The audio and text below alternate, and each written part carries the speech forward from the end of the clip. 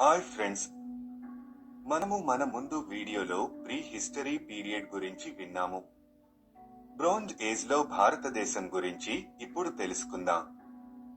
కాంస్య యుగం అనగా బ్రోంజ్ ఏజ్ అనేది పనిముట్లు, ఆయుధాలు మరియు ఆభరణాల కోసం రాగి మరియు తగరం యొక్క మిశ్రమమైన కాంస్యాన్ని విస్తృతంగా ఉపయోగించడం ద్వారా వర్గీకరించబడిన ఒక చారిత్రక కాలం.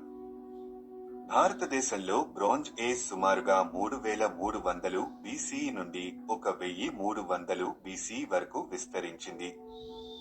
ఈ కాలంలో భారత ఉపఖండం అంతటా అనేక సంస్కృతులు మరియు నాగరికతలు ఉద్భవించాయి.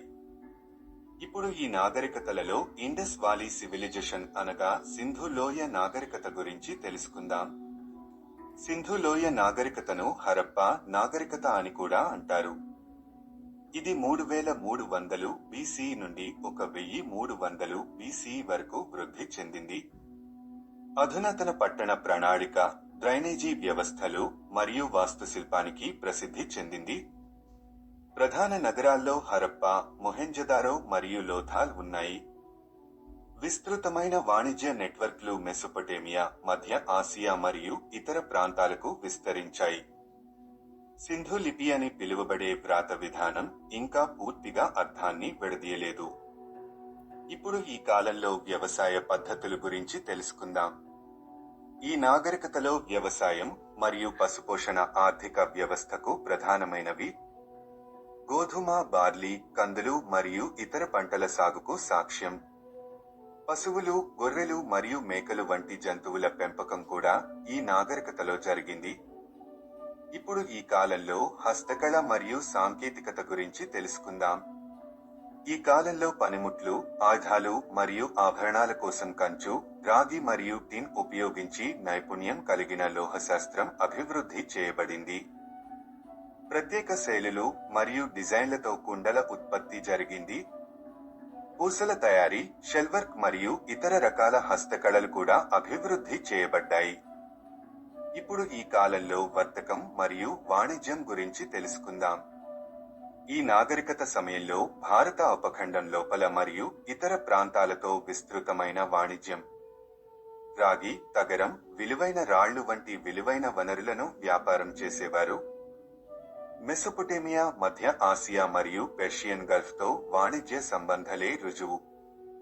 ఇప్పుడు కాంస్య యుగంలో మతం మరియు నమ్మకాల గురించి తెలుసుకుందాం.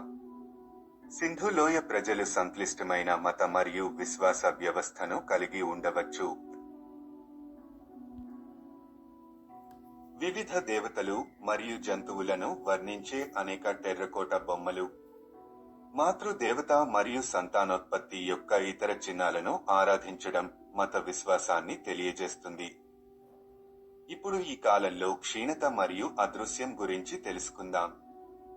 ఇండస్ వాలీ సివిలైజేషన్ క్షీణత పూర్తిగా అర్థం కాలేదు, కానీ పర్యావరణ మార్పులు, వాణిజ్య మార్గాల్లో మార్పులు మరియు అంతర్గత సామాజిక రాజకీయ సమస్యలు వంటి కారణాల వల్ల ఆపాదించబడింది. భారతదేశంలో బ్రోంజ్ ఏజ్ ముగింపు పట్టణ కేంద్రాల క్షీణత మరియు ఐరన్ ఏజ్ కి మారడం ద్వారా గుర్తించబడింది. బ్రోంజ్ ఏజ్ యుగం యొక్క తరువాతి భాగంలో వేద సంస్కృతి ఉద్భవించడం ప్రారంభమైంది. వేదాలలో భద్రపరచబడిన శ్లోకాలు మరియు ఆచారాలతో కూడి ఉంటుంది. భారతదేశంలోని కాంస్య యుగం గురించి మన అవగాహన పురావస్తు ఆధారాలపై ఆధారపడి ఉందని గమనించడం ముఖ్యం. ఆ సమయం నుండి వ్రాతపూర్వక చారిత్రక రికార్డు లేదు. తత్ఫలితంగా కొత్త ఆవిష్కరణలు జరుగుతున్నందున ఈ కాలం యొక్క వివరణలు అభివృద్ధి చెందుతూనే ఉన్నాయి. 2వ సహస్రాబ్ది బీసీ సమయంలో ఓచర్ రంగు కుండల సంస్కృతి గంగా యమున దోయా ప్రాంతంలో ఉంది.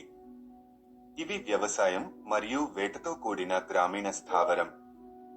వారు గొడ్డలి, ఈటెలు, బాణాలు మరియు కత్తులు వంటి రాగి ఉపకరణాలను ఉపయోగిస్తున్నారు మరియు పెంపుడు జంతువులను కలిగి ఉన్నారు.